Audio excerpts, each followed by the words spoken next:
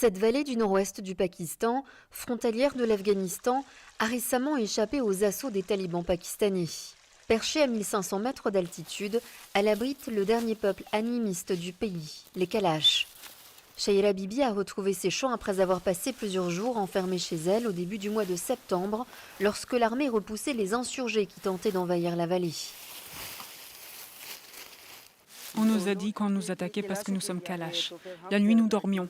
Toutes les lumières étaient éteintes dans le village. Des drones nous survolaient. C'était très effrayant. Personne n'avait le droit d'entrer ou de sortir du village. S'il n'y a pas de sécurité adéquate, les insurgés peuvent s'emparer de la vallée en un jour. À l'origine de l'assaut le mois dernier, 7 hommes, le Mufti Noor Wali Messoud, le chef du TTP, le Tehreek et Taliban Pakistan, il se cacherait en Afghanistan. L'assaut du TTP a été repoussé par l'armée. 12 insurgés ont été tués, 4 soldats ont péri dans l'opération. Ce jour-là, la famille de l'un d'eux, originaire de la Provence, honore sa mémoire en priant. Selon certaines informations, les talibans se préparaient à une attaque à la frontière. Mon fils a donc été transféré au poste frontière le 2 septembre. Aux premières heures du 6 septembre, une attaque a eu lieu. Je suis fier que mon fils soit tombé en martyr. Je sais que le sol afghan a été utilisé pour mener cette attaque contre nous. La vallée a déjà subi des assauts des talibans pakistanais en 2016. L'histoire du peuple Kalash est marquée par des persécutions à répétition et des conversions forcées. Il n'est plus constitué que d'environ 3000 âmes. Les Kalash ont réussi malgré tout à conserver leurs coutumes et leurs rites polythéistes depuis près de 2300 ans. Les femmes jouissent d'une liberté peu commune au Pakistan où l'islam est majoritaire et la population largement conservatrice.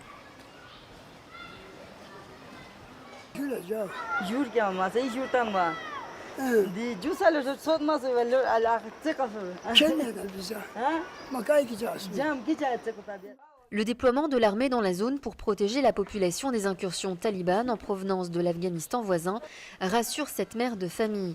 Mais elle est consciente d'appartenir à un peuple minoritaire. Nous avons réussi à préserver notre culture et nous en sommes très fiers. Avec toutes les persécutions et les difficultés, chaque fois qu'il y a une inondation ou une catastrophe naturelle, on accuse les Kalash d'en être responsables. Nous sommes simplement Kalash.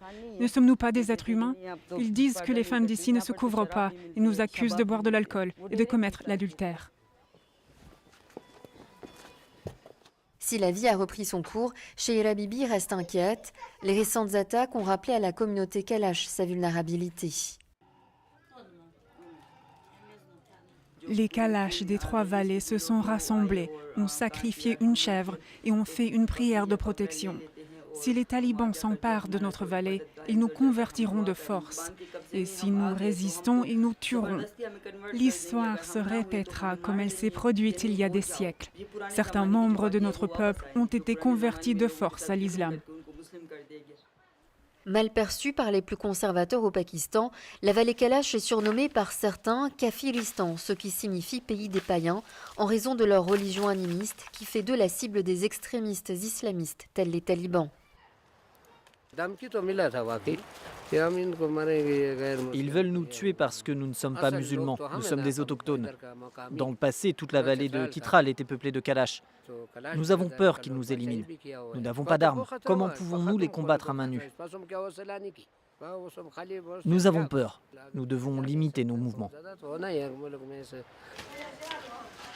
Depuis les récentes attaques, les rues sont désertes en cette période pourtant touristique. Aucun client dans les échoppes ni dans les hôtels.